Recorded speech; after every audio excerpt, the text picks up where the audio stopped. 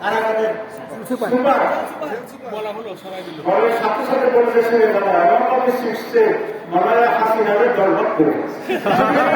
আলহামদুলিল্লাহ আলহামদুলিল্লাহ 10 বার ঠিক আছে এই বাংলাদেশ স্বাধীন হয়েছে স্বাধীনতার নায়ক বাংলাদেশের ছাত্র জনতা তরুণ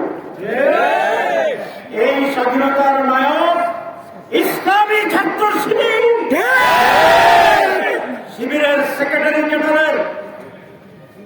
আমি চলে যাওয়ার আগে একটি মেসেজ দিয়েছে যে ভাইয়া সহযোগিতা করুন এই দেশের ছাত্র এমনভাবে বিক্ষুব্ধ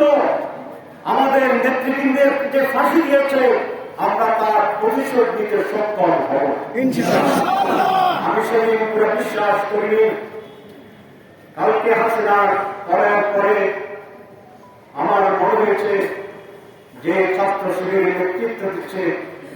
তারা আমাদের মতো অযোগ্য না তারা ভবিষ্যৎ দেখতে পারে আমার ইচ্ছা তারা বাংলাদেশকে পরিবর্তন করে দিয়েছে সাধারণ ছাত্ররা যে গল্প শুনেছি নির্ভীকতার পরিচয় দিয়েছে সাহসের পরিচয় দিয়েছে ভূমিকা মাকে ছাড়ে না ইসলাম প্রতিষ্ঠার জন্য মানুষের মুক্তির জন্য মানুষের অধিকারের জন্য আমরা সেই সাহসিকতা নিয়ে দায়িত্বশীলতার সাথে এই দেশে পরিবর্তন করব আমি ছাত্র জনতার উদ্যোক্তাদের অভিনন্দন জানিয়ে আবার শুধু জানাবো বাংলাদেশ বিগত 52 বছরের মতো আর শাসনে চলবে না এই সময়ের দাবি পূরণ করে নতুন চিন্তায় নতুন ভাবনায় নতুন পরিকল্পনায় কনস্ট্রাকটিভ এবং যুগের দাবি পূরণ করার মতন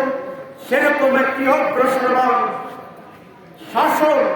এই দেশে প্রতিষ্ঠা করতে হবে সেটা পূরণে ছাত্র জনতার ভূমিকা বিশৃঙ্খলা যেন না হয়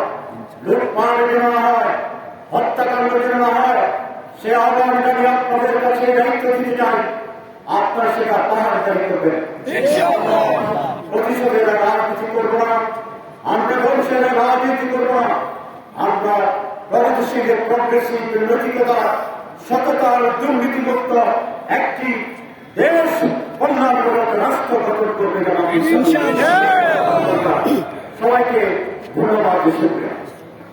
সম্মানিত ভাইরা যারা তোমার থেকে আগামী হচ্ছে সমাপনী কথা সংক্ষেপে বলবেন মহানগরীর সংগ্রামে অনেক এই অগ্রিম পরীক্ষার আমাদের সম্মান করা হওয়ার কেন্দ্রীয় নির্বাহী পরিষদ সদস্য জননেতা যারা নুরুল ইসলাম বলবেন